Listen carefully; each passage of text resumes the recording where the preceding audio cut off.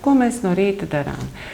Sagatavojam sev, vai nu tas ir groziņš vai šāda paplātīte, uz kuras atrodas viss nepieciešamais mūsu bērnu kopšanai.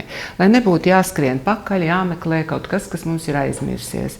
Tad mums šeit ir ūdens bļodiņa, kurā ir ieliets vārīts atdzesēts ūdentiņš, tas ir actiņām un sēņai, kur mēs temperatūra apmēram arī šī 3-7 grādi. Protams, es negribu teikt, ka tas jāsāk ar jaundzimušo, bet katrā ziņā galviņu paķemmēt vajag bērnam tikko tas ir pēc mēnesīša. Ja? Un tad mēs lietojam šo birstīti, ka mēs izķemmējam bērnam matiņus dažādos virzienos, bet viennozīmīgi prom no actiņām. Šādā te veidā. Tas tad, lai jūs to atceraties. Pēc tam mēs ņemam ar tīrām rociņām, mēs vienmēr ņemam un izmazgājam actiņas. Un katru reizi ņemam jaunu vatīti, ja? Lai neievestu kādu infekciju gadienā, ja vienā actiņā viņi ir. Un mums ir ūdentiņš, bļodiņa, kurā ir temperatūra 37 grādu temperatūras vārīts atdzesēts ūdentiņš. Un mēs ņemam šo te nospiežam un no ārējā kaktiņa uz iekšu, tāpēc, ka šeit ir asara kanāliņš pie deguntiņa. Nomazgājam ar to un ļoti sausi no ārējā kaktiņa uz iekšu iztīram. Tad mēs šos te ņemam nost un ņemam atkal jaunas vatītes.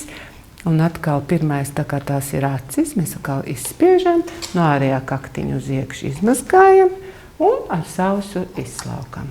Tālāk mēs iztīram arī deguntiņu, jo tas ir ļoti svarīgi. Tad sakrājās visas dienas puteklīši un atmirušās gļotādiņas, tāpat arī pieniņš, kas ieiet ēdot bērnam degunā. Un mēs viņam iztīram deguntiņu ar šādu te sataisītu vatas grīstīti. Ja?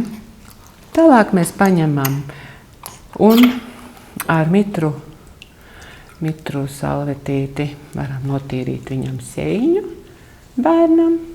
Ar sausu noslaucīt un lietojot šīs te plāksnītes vatas, man ļoti patīk, jo tās tādas ir mazas, filigrānas un mēs visur varam tikt pie bērniņa klāt.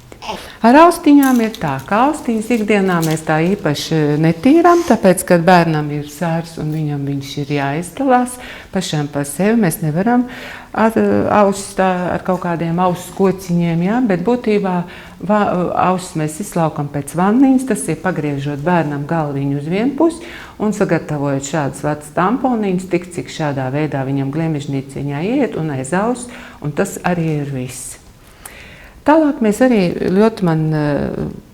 lietojam šādas te varētu vatas plēksnītes, tādas, ko mēs nopērkam drogu veikalā, un arī iemērcot un izspiežot, ja, mēs varam ļoti skaisti tikt pie kakla krociņām, kuras arī tūlītās uzreiz ņemam sausu un sausi izslaukam.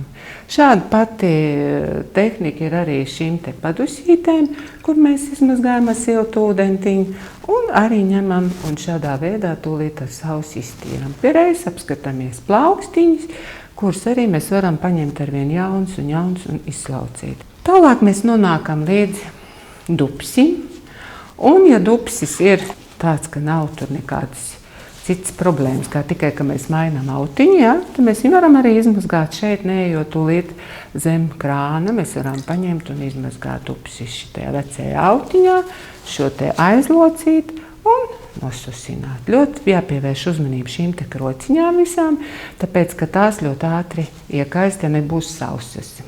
Ja bērniņam ir nedaudz iekaists dupsis, mēs varam lietot šo te sudokremiņu vai kādu no citiem velidas, vai bepantēnu kremiņu. Mēs varam iesmērēt šīs te apsārtušās vietiņas.